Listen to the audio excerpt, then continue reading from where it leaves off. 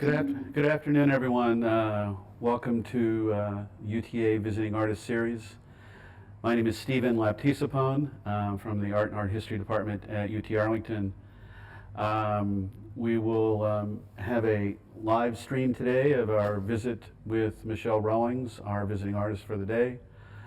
We really appreciate all of you tuning in, and it's a new territory for us doing this online, but we hope it will be rewarding with everybody, and I'm sure it will be seeing Michelle's work. I will just say a couple of words to introduce Michelle, and we'll have a little brief conversation. I will say that we will see some images of her work, as well as the very beginning, a short video clip, excerpt from one of her video pieces. But just so you know, there is space available for you on the chat in the YouTube Live to make comments or ask questions. And we'll get to those questions and comments and share them with Michelle at the end of the talk. So, but feel free to add those as we go along, and just we really welcome your participation in the event today. So, just to say a couple quick words about Michelle. We met actually about 8 years ago when I was doing a visiting artist thing, and when she was in graduate school at RISD. Michelle is from Dallas, but grew up here, but then went to undergraduate school in California at Pepperdine and graduate school at RISD, which is where I met her. And I knew immediately, how special her work was, and what how intensely interesting I found it immediately. So it's a real pleasure to connect with her in this context. Michelle has shown greatly all over the country, and as well as all over the world, in Japan, notably in Warsaw and in Paris, as well as across the country. She has just had a show in Los Angeles at Night Gallery, and currently has work in the large exhibition at the Rachofsky Warehouse. So the work is seen quite a lot and deserves to be seen more. So it's a real treat to have her be in conversation with us.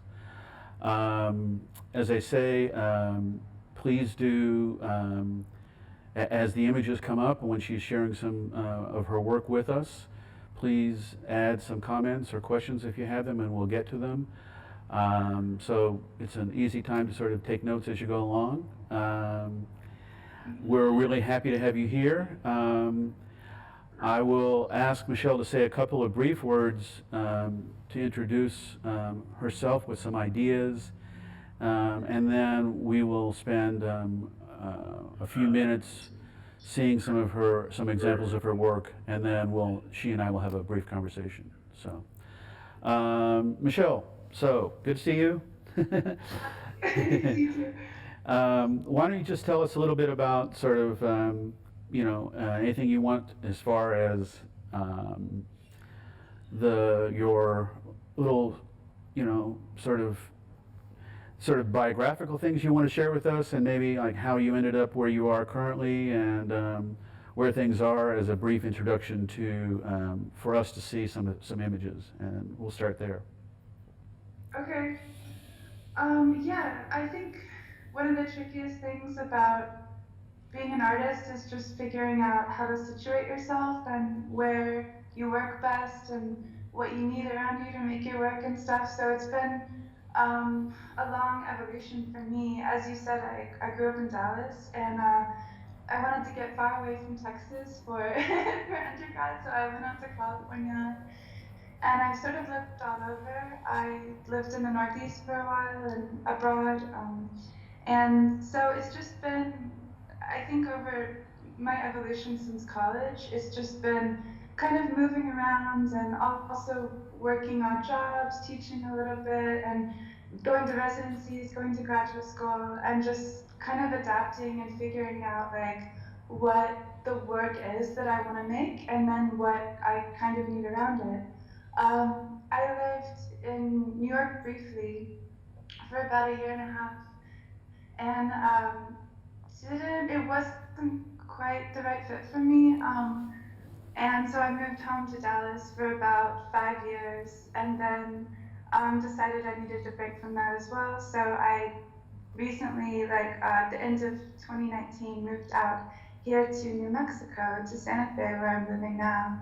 And I was sort of guided by just the legacy of New Mexico artists, and that being sort of a historical alternative to the model of New York or Europe or LA.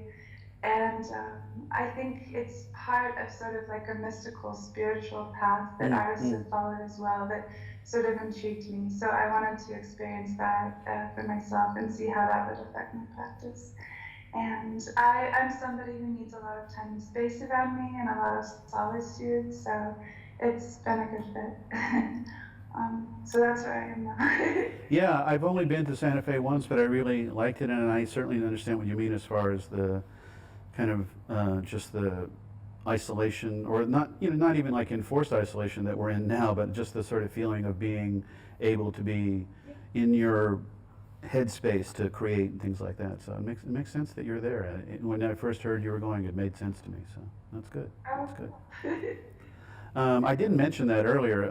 I know that you taught for a while at SMU. Have you taught other places?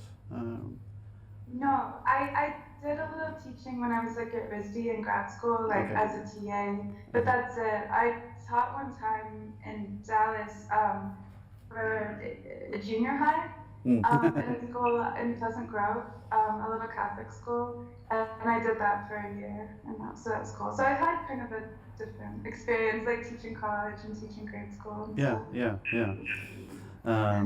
Well, just so you know, one of your former students, Diamond, says hello, so as well. So. Oh, really? Good, That good. makes me so happy. Hey, Yeah. Well, maybe it's a good time for us to see some images. Just so the audience knows, I think you're beginning with a short video clip. Is that right? It'll be like the second image. Okay, okay. But so, Yeah. most images will just be still images, but there will be a little bit of video as well. So, anyway, so everybody, for a little treat, we'll begin with some images of your work. So go ahead. Okay.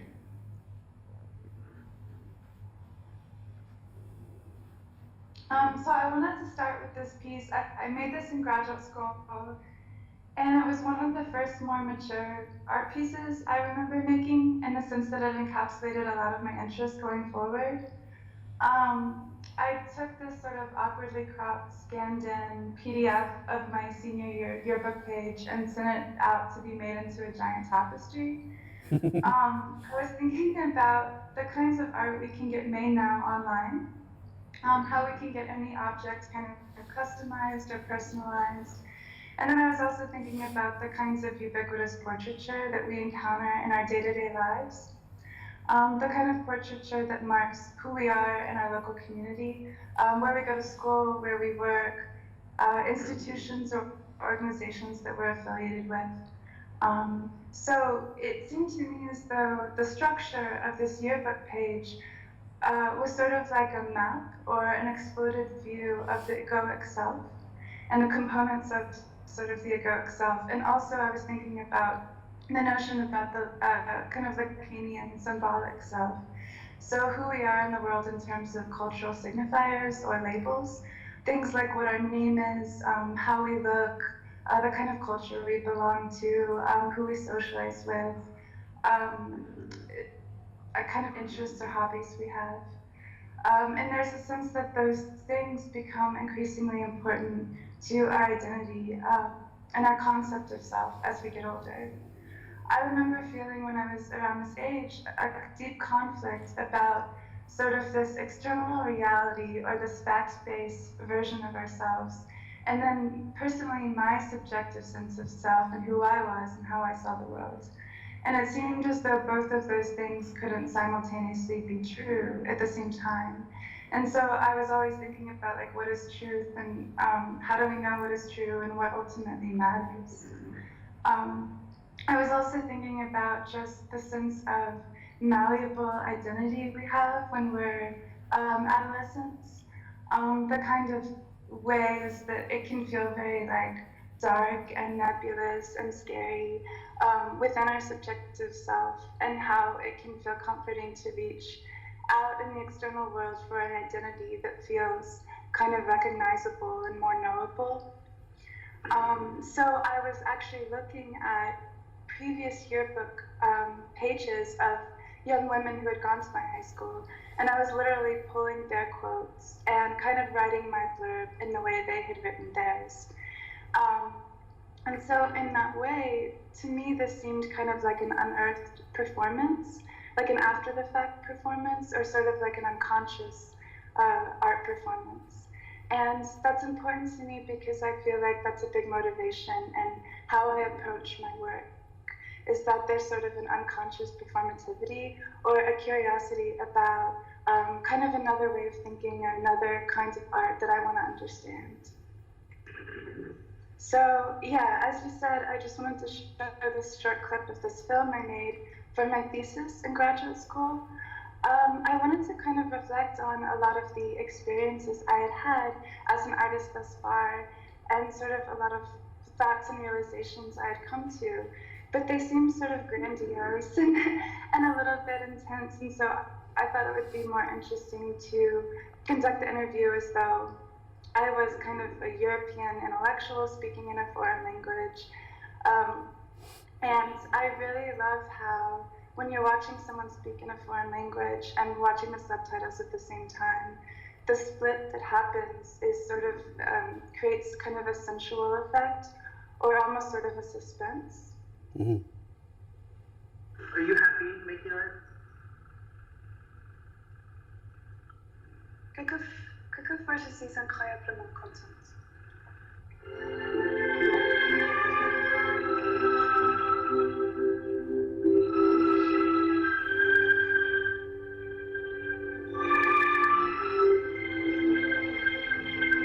Je pense que l'art, c'est découvrir, mais pas se découvrir, c'est se déchiffrer et comprendre au quotidien. Il y a des gens qui disent que l'art, c'est une concentration.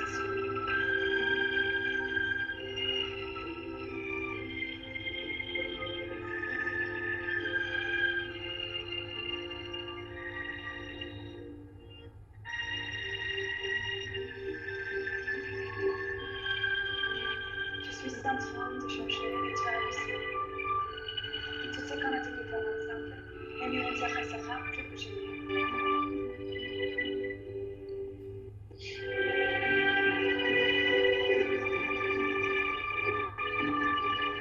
La sensation de découvert. So this full film is about 8 minutes, and it's mostly filmed in 16mm and then intercut with these clips from Balanchine ballets. And it was actually shown with the Dallas Biennial in 2012 in the online exhibition. So if anyone wants to watch the full film, you can just Google like my name and then art making and like Dallas Biennial or something, and it should come up. But It does. I grew up playing the piano and doing ballet, and so there was something about that kind of classical pursuit of like perfection or virtuosity, or that kind of ongoing practice that has sort of affected the way I structure my art practice today. And so I like using it sort of as a metaphor. When I was growing up, I was always like collecting pictures from magazines and sort of like tearing images out or getting images from online and like creating my own journals or editorials. And I really enjoyed how when you took an image away from its original context, it created sort of an anonymity around it. And there was like a mystery in the image where the image becomes a stand-in for almost like a genre or like a trope of a kind of image we're familiar with. And it's almost as though the specificity of the individual image or the nuance of that is what creates sort of a poignancy around the image. So when I was in graduate school, I realized I had this abiding interest in painting, but it seemed interesting to me to revisit this archive that I had collected for years and sort of use some of these images as a way to like enter into painting. And so it kind of felt to me as though the image kind of instructed me or informed me about how it wanted to be carried out. So it was as though as a painter, I felt like it was my job to sort of listen to the original image and sort of mimic it or like use it as a set of instructions as to like how to paint versus creating my own painting language as an artist. I'm also really interested in art made by teenagers. There's this idea that we have that somehow when we're young and when we're children, our art is very authentic and expressive and thought to be kind of good and pure. And there's this idea that somehow when we hit adolescence, our art becomes more stilted and self-conscious and is generally thought of as just not as good. And I wanted to advocate for like the beauty of teenager art as just as an authentic form of expression, and that sort of impressionistic self or that more self-conscious self as it begins to look to the outside world is just as beautiful. When I was in Amsterdam, like a lot of people, I visited the Anne Frank Museum, and I was really struck by her preserved bedroom and how she had all of these collected images up on her wall near her bed. And to me, it was a really moving experience because that is obviously something I had done as a young teenager. And to see that kind of a similar like impulse or a similar gesture from somebody who lived in a completely different time and place and a completely different circumstance was really moving and really struck me. And this was one of the images that she had in her bedroom. And to me, it was just an advertisement for jam or something, but to me, it kind of reminded me of like early pop art. Mm-hmm. So I wanted to repaint it. And this painting is actually kind of a bit bigger. It's about like 4 feet tall. But I wanted to repaint it in that style. And then in the archive, in all of the collected images, are also images of art itself, and iconic images of art.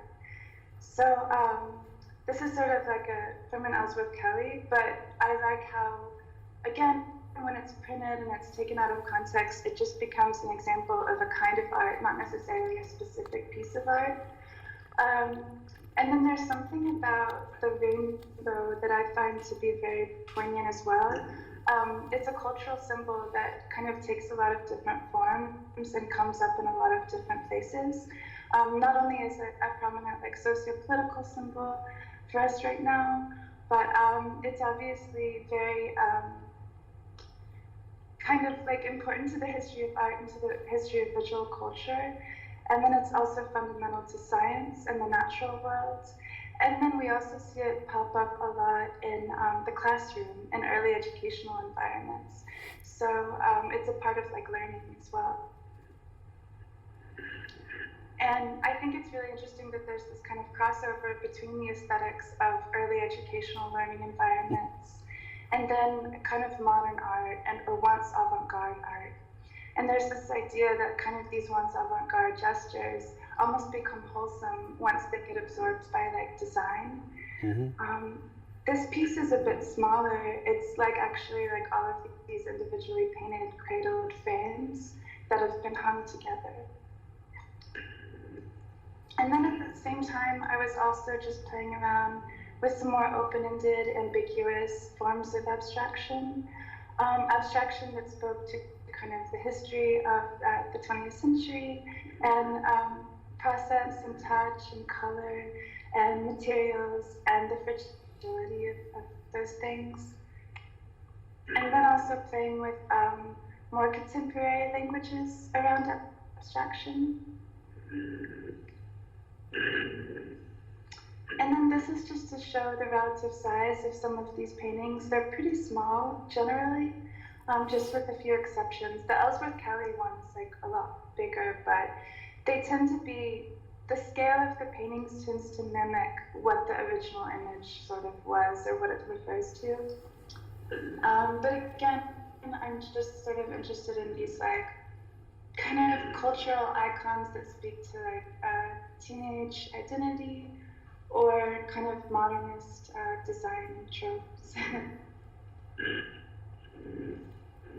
There was a brief period of time where my computer was glitching and I started painting the images of my paintings as they were on my screen glitching. So you can see it's like the same image between this and this. So one of my first major kind of solo exhibition experiences was in Warsaw, Poland. This was in 2015. And at the time, I was still working in this way where it was sort of about this kind of random assortment of images from my archive. And I wanted to play with these images that had wildly different origins and kind of very different aims as well. But just how they felt sequenced and juxtaposed with each other. And then I also painted the wall to kind of look like, again, like an early educational environment, or maybe the type of design we might see. It's sort of like maybe the children's wing of a hospital, or like the educational part of a museum.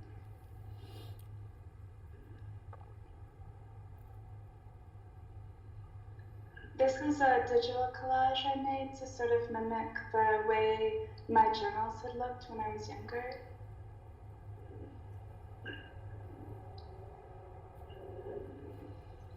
And then around the same time, I started making these pixel paintings that were sort of about, again, sort of a 20th century legacy of abstraction. And I was just taking a ruler and like individually marking off the squares and then individually like mixing color and kind of painstakingly coloring in all the squares. But there's a sense that it's quite different because these aren't monumental paintings. These are really small. This is probably only about 10 inches tall. And then there's something also about these that feels a little bit more open-ended and spiritual as well.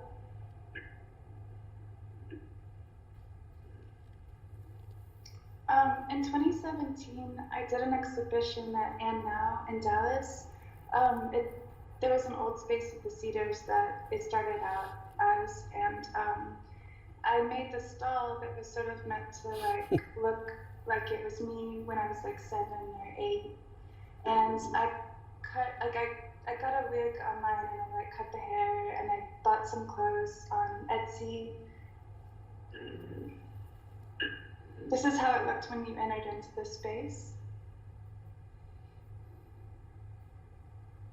And it's sort of very awkwardly, crudely hand sewn with stuffing and fabric. And then the other effects or accessories that the doll comes with are actually sort of my personal, like, I don't know, like, these were things that belonged to me when I was. And then these like notebooks and folders and binders and stuff actually have like homework in it from school. And like their calendars, and it's some of my art also that I made when I was in elementary school. And also for this exhibition, I wanted to play around with showing fragments of my archive itself. And I was trying to figure out how to display it and what the best way to show it would be. And it felt like just using the wall itself as a framing device was the most direct way. And then I was also thinking back to that experience in the Anne Frank Museum and that gesture of just putting things on your wall. And there was also something about the tactility of the paper, that these things were sort of fragile artifacts that I wanted to get across to the viewer. So there's a sense that they could like kind of experience that a little bit more just with this direct facing on the wall.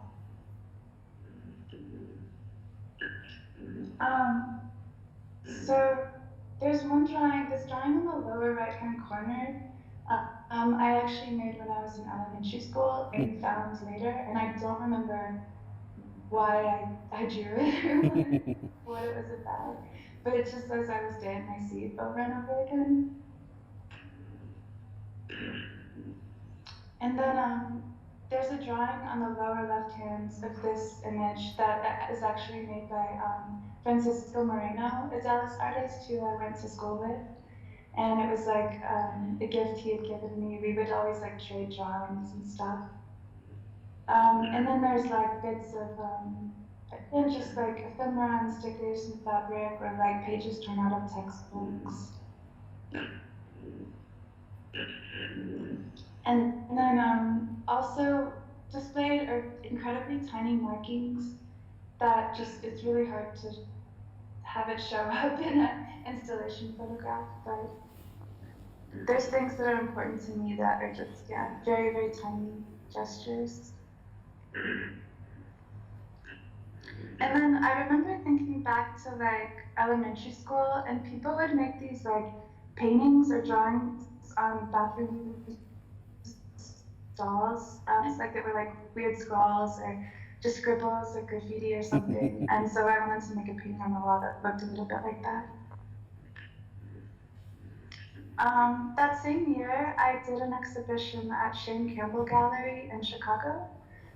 They had an apartment gallery or space that they would use for sort of smaller exhibitions.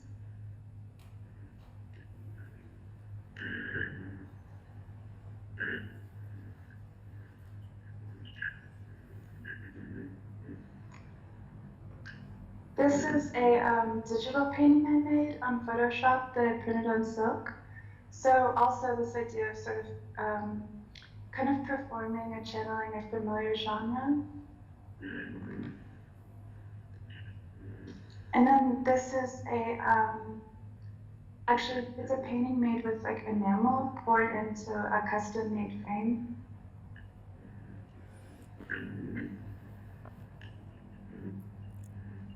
And then this is a pretty small piece, but it kind of simultaneously was like a Microsoft logo and then sort of just a modernist abstract painting. And then again, something that feels like it could be in an early educational environment.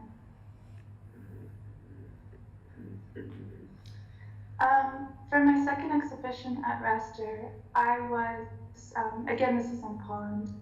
I was in this larger space at their gallery, and I wanted, again, to experiment with like alternative ways to display this archive. So I made all of these screens, and it's as though the screens kind of grow up in size, and as they grow up, the content on the screen changes a bit. But this feels to me like it's like sort of the infancy screen. And then these are Shopkins, and I cut them out of fabric and hand sewed them into this silk. And then I was also experimenting with hand dyeing the fabric.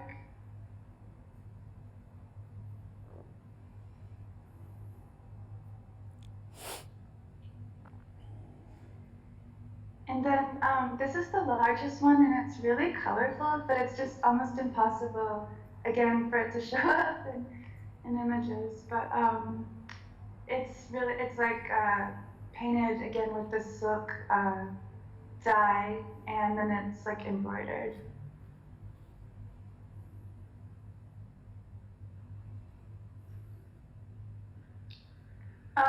And then back in Dallas for my second exhibition at And Now, this was in 2018.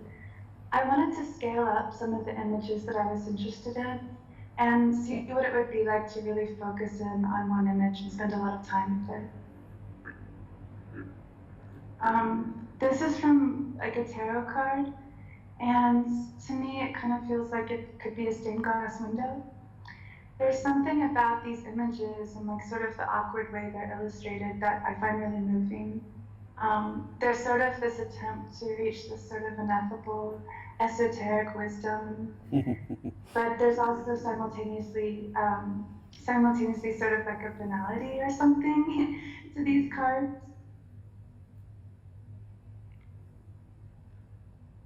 And then this is an image I found on a hospital pamphlet that is just a beautiful design and also kind of reminds me of like the Save the Children logo.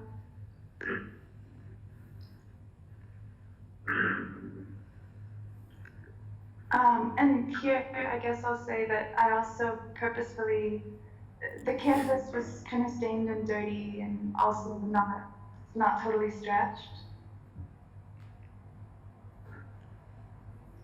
This is a large monochromatic abstract painting, kind of in the style of some of my earlier works, but just again scaled up.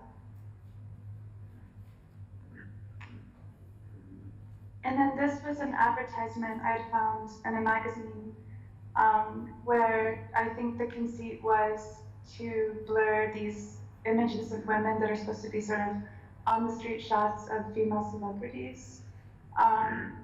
And the painting itself is pretty, I want to say it's like 5.5 feet tall. So it's pretty large, and to that scale, it sort of reminded me of like when we were descending the staircase, or like the Richter version of that painting. Mm-hmm.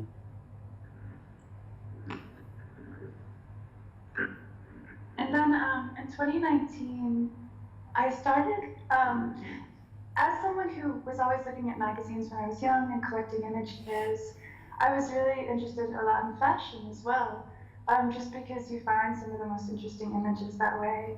And for the first time, I actually kind of went back to fashion a little bit and was using some images from the fashion world for my paintings. And these are from, there's a Danish designer called Cecily Bonson, and a lot of her images, both her garments and the images around the shows and around the advertising, kind of feel very impressionistic, and they remind me of like Degas paintings.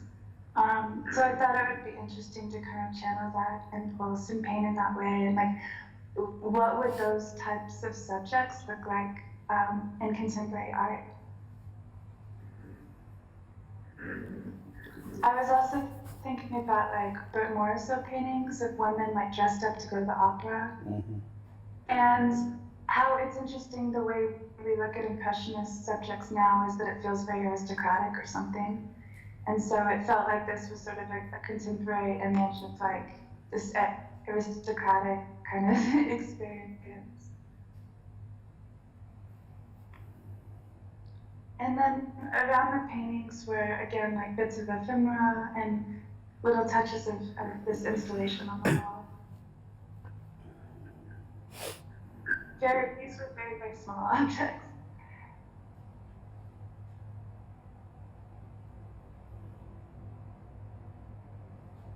This is on the ground.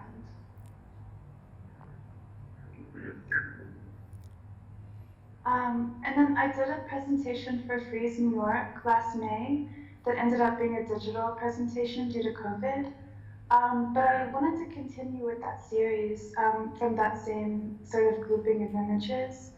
But these felt a little bit more like they were about the history of sort of Northern European Flemish painting, where it's a little bit more about this kind of solitary interior space and light and how light reflects on fabric, and also sort of a tighter rendering of the fabric in the women.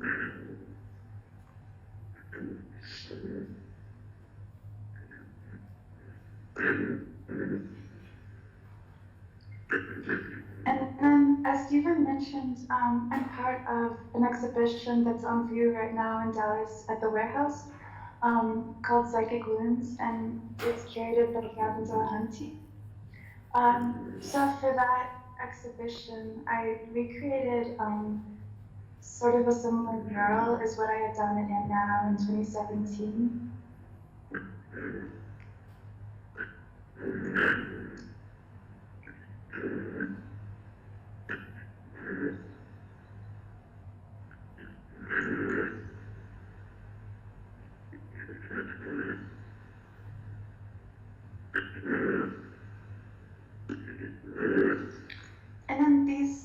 paintings have continued to progress as well and develop.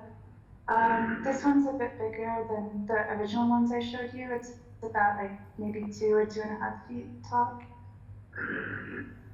And then also in that same room with the painting and the mural, I showed this doll again. And then Stephen also mentioned an exhibition I have up in LA right now. And so these are just some images from that to close the presentation.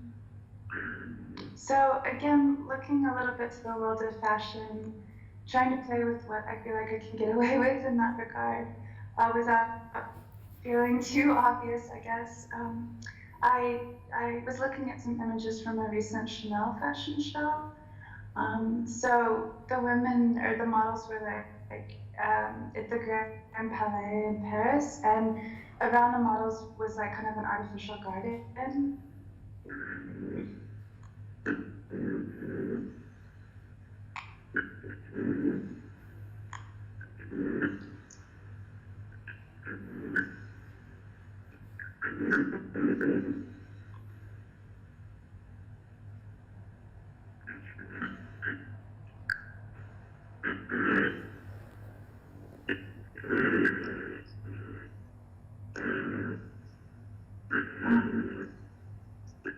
So yeah, that's it.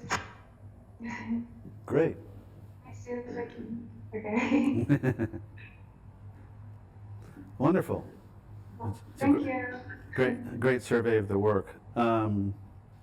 Thank you. Gave me a lot to think about. Probably, hearing you talk about them as opposed to just going through them myself, and gave me a lot of other things to think about than some of the things I started thinking about on my own. But I want to start with something that is seemingly very plain and kind of boring question, but I've always been struck by your, very precise decisions about size and scale. And I think that for some people, I think, a lot of the installation shots you gave us help to clarify some of those decisions. But I'd just like you to maybe start with some of the ways in which you decide which pieces are going to be sort of, let's say, one-to-one exactly the size of the thing you're borrowing from or using as source, to places where you're enlarging and those kinds of questions. I think there's a real intimacy to a lot of your work, and a lot of places where you're talking about psychological and emotional places that are very quiet and kind of, like you said, like when you're talking about sort of emotions that are experienced in adolescence, kind of like,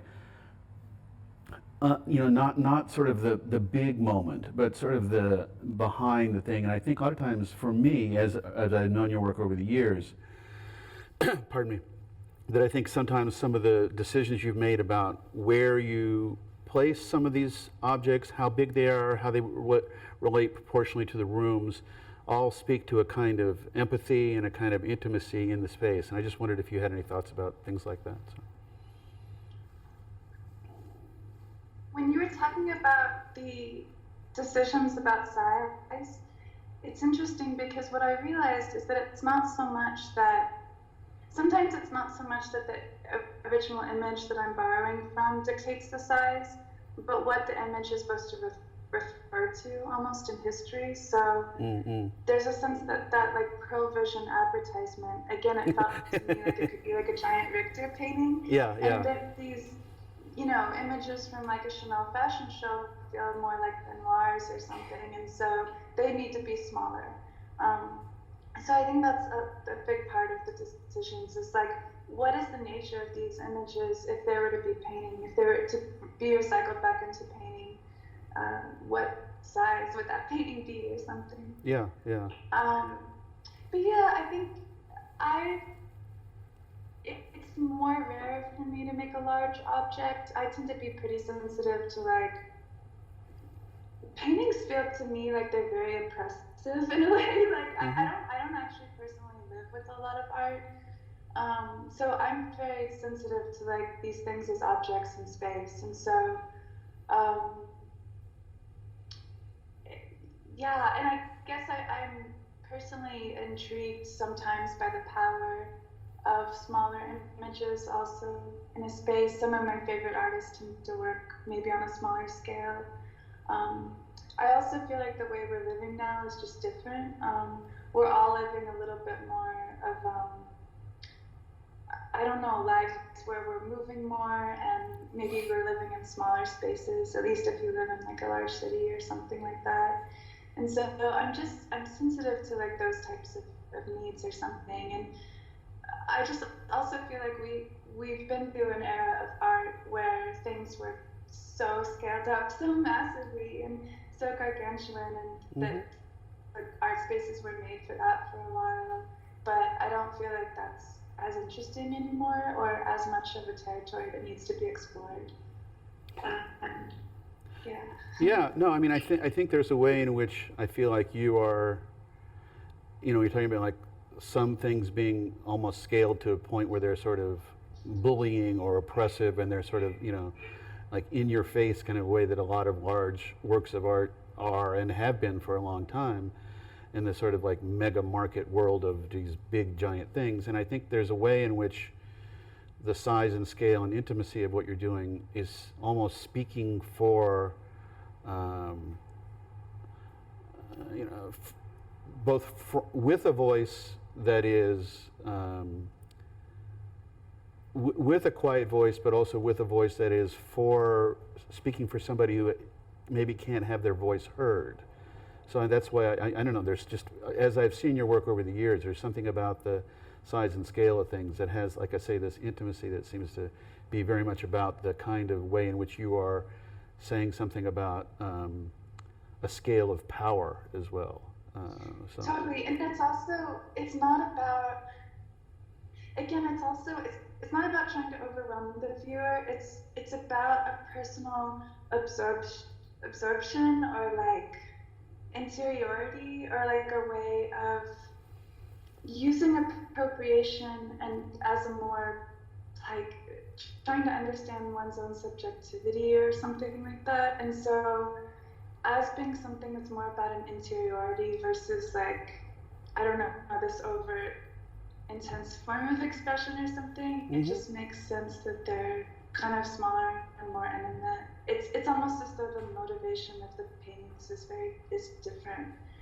And then like also I forgot to say, technically my paintings took a long time to make, and so I think being able to work smaller, I tend to like that more because I can really take a longer time with one particular image. It's hard to like scale up that amount of work, Yeah, no, of course. It becomes almost impossible to like actually be able to do that amount of work, I think. Also on the kind of practical, physical side, I'm just curious, you've talked about tearing things from magazines and archives and those kinds of things. Can you tell us a little bit about what your just physical, and you talk about like moving around a lot and things like that, and just where do you still look at magazines? Are you tearing things out now? Where are things kept? I mean, how are you enormously meticulous as far as where these years are? I mean, whatever 8th grade images are all together, or are they all in boxes somewhere? How does that work? I'm just curious. Yeah, it's really unorganized. I just have like maybe 5 or 6 big boxes, like archival boxes, and just everything goes in there together. I'm a little bit more conscious about what I collect now, like knowing what I'm gonna want to use. So I actually like go online now and I like buy a lot of things. Like I buy a lot of stickers or fabric and things like that, knowing that I'm probably going to end up wanting to use it at some point. And then just the types of images I collect now are a lot different. Mm-hmm. Yeah, I go through the collection a lot though and throw things away and edit things out because it just becomes like too much. But yeah, I tend to be more interested now in more ambiguous images or like abstract images or just things that are a little bit more about like tactility in terms of like how color looks when it's printed on paper, or like I said, fabric or something like that. And so I look a lot online, but the things I collect online now, I'll print it onto fabric, and I experiment with like different kinds of printing, like in different kinds of fabric and how that looks. So yeah, I still go sometimes to like old like bookstores and stuff like that, and like look at magazines, and I still look at like contemporary magazines and newspapers and textbooks and stuff like that. But I would say almost now, yeah, the majority of like images are found online. It's both, though. How much? What do you think the balance is between the things that reflect you wanting to comment about the world around you, and how much of it is commentary on you and your experiences? How autobiographical is the work? Yeah, it's it maybe is autobiographical, but if it is, like I said, it's very like unconscious or something. It's more, I feel like it's more that I'm living vicariously through other images and looking at those and sort of channeling that experience or something. Yeah. So I'm using appropriation or whatever. I guess that's like the technical term for it. But it's not. I'm not using it in a critical capacity. You know, it's not to sort of like, analyze in a critical way the world around me. It's more, it is an attempt, I think, to understand myself. So yeah, it's different. It's like a different way of using appropriation or something than I think it was used, I think, in the 70s, 80s, 90s. Yeah, no, it's more of like an internal exploration or something. Yeah, it's funny because I don't really see it in the same way that I know you mentioned like you had a couple of images that are distinctly from advertising, and then things that whatever, but I don't see it necessarily as a kind of pop strategy, nor is it necessarily the way in which the sort of classic sort of 80s appropriation kind of thing is. So it's a distinct kind of borrowing that is about that sort of cultural moment, which makes me wonder, as you're borrowing from certain both specific sociological and sort of cultural the specificity of that, what has been your experience as you've shown internationally so much? I mean, how are things received in European context or Asian or different parts across the country, things like that? Have you had much, just what are your feelings or thoughts about the ways in which you've geared what you do towards a specific kind of like where the audience is, where the show is going to be received? Have you given any thought to that? Yeah, I try not to do that, but I feel like in a way it does affect what I show. Like when I showed in Tokyo, I think it did sort of affect some of the choices I made and the group of paintings I ended up bringing. We're close. And I really love that because I was actually there and I was just like watching people like interact with my paintings. like all the way on the other side of the world. Yeah, exactly. Yeah, It yeah. was so cool. Like why, like, and I felt like there was like a connection being made, and it made me feel really good. And then my experience in Poland has been pretty interesting because when I did that show with the screens, Yeah. I called the show was called like Girl Talk, and it was sort of after like an old board game that it used to exist in like the 90s.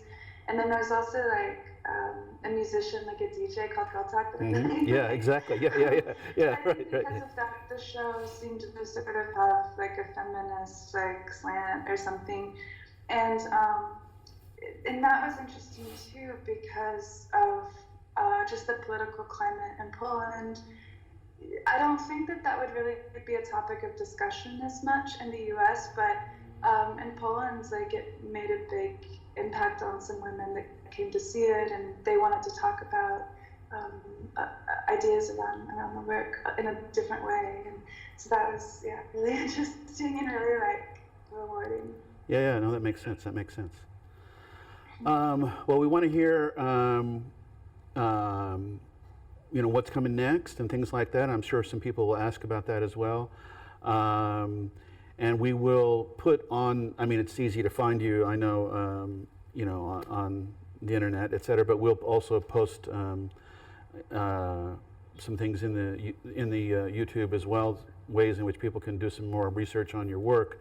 Want to give some opportunity for some of the audience to make some comments and ask some questions. I'm going to segue over to my colleague Matt Clark, who will be able to read the screen as the questions that have been coming in. And I will just say thank you much, and it's great to see you, and I hope we can see each other in person soon. So, all right, so take care. We'll talk soon. Okay.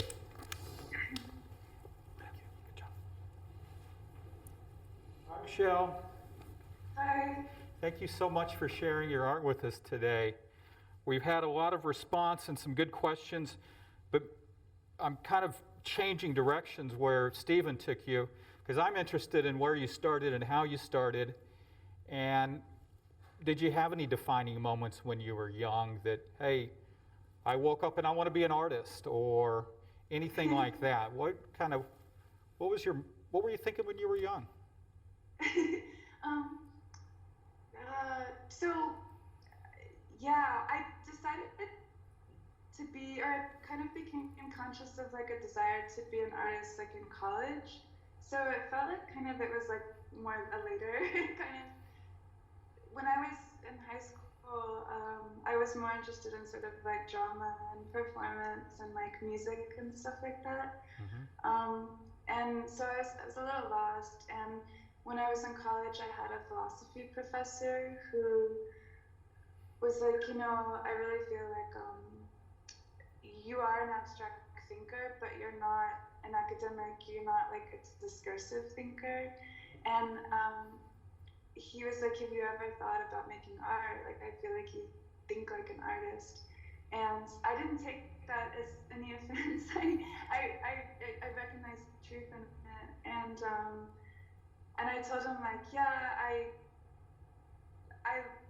love art, but I haven't really connected with any of my teachers or professors that I've ever had. And he was like, well, you should take a class with this one professor. I think you would like him. And once I hooked up with the right person, it felt very different to me, and it felt like a lot more mature. And I kind of recognized my own motivations and my own instincts in him and our interaction together. And then after that, I sort of, the idea of being an artist like had never occurred to me before.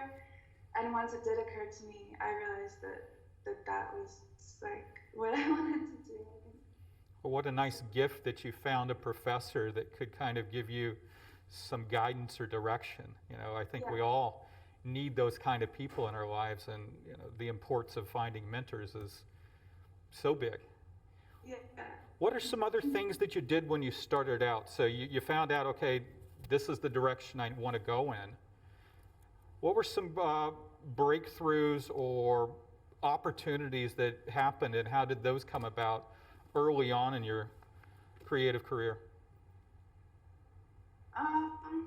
It it's very incremental, and I just feel like I've always believed that whatever opportunity you have, if you just work as hard as you can, like something will come from it. If nothing else, just you'll learn something about like yourself and your interests. And so it just was a really, really gradual process. But I'm a really patient person by nature, so luckily I've been able to just continue to like have hope and believe.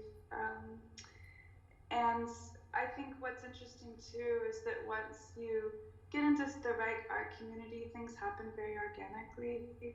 Um, as I said, I didn't feel very happy living in New York, for instance, but once I moved to Dallas, it was sort of like the right place for my work, and I met a lot of people through there, and it's like you meet one person and then 10 other people, you know, will open up from just like this one, like, yeah, so it just kind of is an exponential kind of experience, I think, being an artist. So you just have to like start somewhere. But I don't know, I remember actually in college, I graduated in the winter term instead of the spring. Mm-hmm. And I I ended up somehow there was another artist that was graduating that semester as well, but she kind of like dropped out, like the exhibition, our graduation exhibition, and so I ended up having my undergrad like graduation exhibition at the museum on campus, like all by myself. It was kind of wild, and I had to like fill that whole space, and was in this museum where they were showing all of these like famous artists and stuff. So for some reason that experience really like impacted me, and um, it kind of felt like it was just something that I wouldn't have even had if I'd gone to like art school. It just felt like a lot of responsibility to have, even as an undergrad, and so that experience kind of like made a big impression on me, I think. What a great opportunity early on. I'm sorry. I said, what a great opportunity early on. Yeah, yeah. I'm going to ask some questions now from the audience. So Zach Cousteau asks, you mentioned that you moved around a fair bit. So how much does your living environment affect the direction of your work? Does the city you live in ever feel restricting to your creative vibes? Yeah, totally. Gosh, I don't want to like talk badly about any cities or something, but I did live in Boston for a while, and I found that the culture there, I didn't feel like it was super creative, but it was pretty interesting to be there for a while. And then, yeah, like living in New York, I think logistically just felt very difficult. I'm somebody who works very spontaneously, and like I'll just need to like go to the store really quickly to grab something. And you know, I think in New York you really have to like schedule everything like way in advance, and it takes like 2 or 3 hours to run a short errand sometimes. So that was just like hard, and it was also kind of distracting too, just because of like you feel like a lot of social obligations living there. Like a lot of your friends will have an opening, and you need to go to that, but you finally have a moment to work and you want to do that. So you just always feel sort of like torn and distracted. And I found that a little bit difficult, and found it to be a little bit of a relief to be in Dallas, where I could just focus on my work more, and there wasn't as much social pressure. But that's just me. I mean, I think that, I don't know, like every artist is different, and just whatever inspires you. Right. And now being in Santa Fe, a pretty quiet place, naturally beautiful, I'm sure that affects you in a different way. And then I wonder if Corona and the whole kind of isolation and shutdown how has that affected your work? I've perversely found it to be a little bit of a relief, just personally, because I think the art world sort of like it's just such an accelerated like calendar throughout the year, with like art fairs and all of like different shows that come up, and so it was nice to just like have a moment to breathe, and maybe there wasn't as much, like, it felt like things slowed down a little bit. But obviously that's not to minimize the huge impact it's had on Right. on people.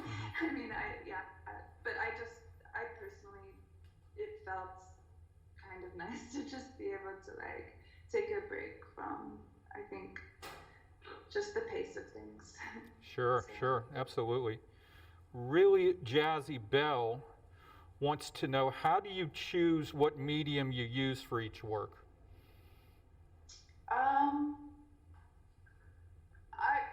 I do work in different media, but I consider myself largely a painter, and that's not much of a decision because I'm just interested in like oil painting, and I tend to use kind of the same materials. I use linen.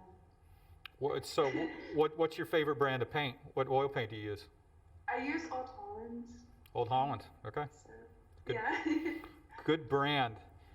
Sam Marie wants to know, do you designate time for coming up projects, or do you designate time for coming up with new projects or ideas, or do those ideas just manifest on their own?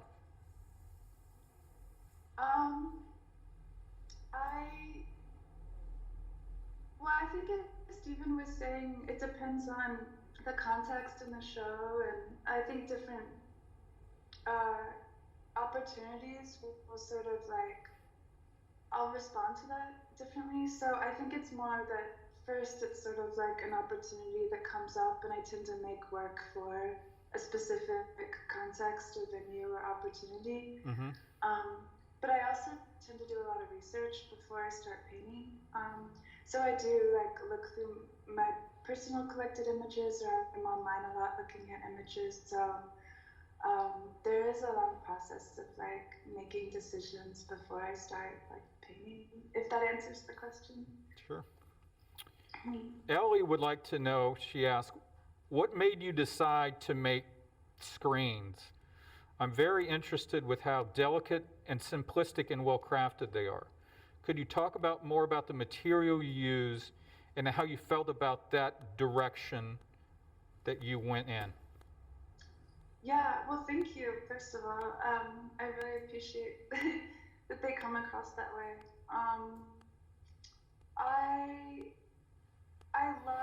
I think I said before, but I love textiles and fabric, and so I found this beautiful, that silk, like see-through fabric I found at the store in Houston, actually. And I was with my friend who is a designer, and she like picked it out for me, and I don't think I wouldn't have even noticed it myself, but she really has an eye for fabric as well. And so it was just really inspiring, and yeah, I love juxtaposing this like very, very like kind of expensive, luxurious silk fabric with these like cotton Shopkins fabric that like I found at Michael's, or Joann's or something like that. So yeah, I don't know. It didn't feel too different from painting, I guess.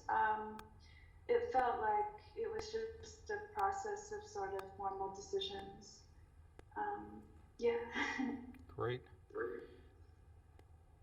Felicity Ferry wants to know what else you do. So besides making art, how do you spend your time? Well, like I said in the past, I've taught and I've kind of had other jobs and stuff like that. But right now, I'm just a full-time artist, so it's mainly what I do, like every day. I don't know. I love to read, and I'm trying to like continue to teach myself French right now. Oui, oui. Yeah, so I'm also sort of like, I've gotten into like, I don't know, sort of like tarot and metaphysical like stuff as well. So I've been teaching myself how to like read tarot cards recently. I'm sure you can find some help in Santa Fe too. Yeah. We just have a couple more minutes in, and I'm always interested in, if you were to go back to your undergraduate days, what advice would you give to yourself? What would you do different? Or yeah, what would I do differently? Yeah. Yeah. I remember one of the difficult things for me was that once I realized I wanted to be an artist, I was pretty sure of that. Intuitively, it felt right. But I also remember, like, it felt like I didn't understand why I wanted to paint. For some reason, that also felt like the right thing, but I didn't particularly feel like my paintings were good, or that my art was good, or that I was a particularly good painter, or anything like that. But I just had this feeling that it was the right thing intuitively. But I was really in a lot of conflict because I just didn't understand that, and it created a lot of self-doubt and insecurity. And so, I guess looking back, I would probably just be a little bit more confident and just trust my intuition a bit more. Because I think I held back a lot too, because I just didn't understand it. Like, it just didn't make sense to me. But I don't know. But I think that it was the right decision for me. So I would probably just do more and be more confident or something. So all those students out there, confidence, right? So important. Yeah, you know what? I do actually. If you're just asking for general advice, here's the thing. I think that our culture is not set up for it to be easy to be an artist today. There's a lot of things working against you, but you're not alone in that. I think every artist deals with that. But I think that staying positive is sort of like, I found that that's my secret, is just to stay positive and believe that there's people out there that are gonna care about what you're doing, and it's true. Like, if you work hard and you believe in it, you believe in what you're doing, So people will care. what are you working on now? What's the future for you? What are you excited about? I am gonna have another show in Dallas this spring. So if you guys are still around in Dallas this spring, come to that. It'll be at And Now, I think in maybe April. So I'm working on a new set of paintings for that, but I don't really want to say what they are yet. And then got continuing to work with some other galleries and spaces as well next year. Wonderful. We are so appreciative of your time and sharing your art today. Thank you so much, Michelle. If whoever's interested out there to learn more about Michelle's artwork, their website will be posted up here shortly, so go check her out there. Also, we have another upcoming virtual artist visit with Fahamu Peku. That will be this coming Monday, the 19th at 12:30. There'll be a flyer that will show up here shortly, so please attend and join us for that. Again, Michelle, it's been a great time having a short chat with you. I know Stephen thoroughly enjoyed the chat, and just thank you for sharing your time, your thoughts, and your paintings with all of us today. Thank you. Thanks so much. Thank you. And thank you all out there who joined us and watched. Again, we hope to see you next Monday. We'll continue on with the virtual series with Fahamu Peku, Atlanta-based artist. We'll be taking it live from Conduit Gallery, where he will be showcasing his most recent paintings. Thank you all.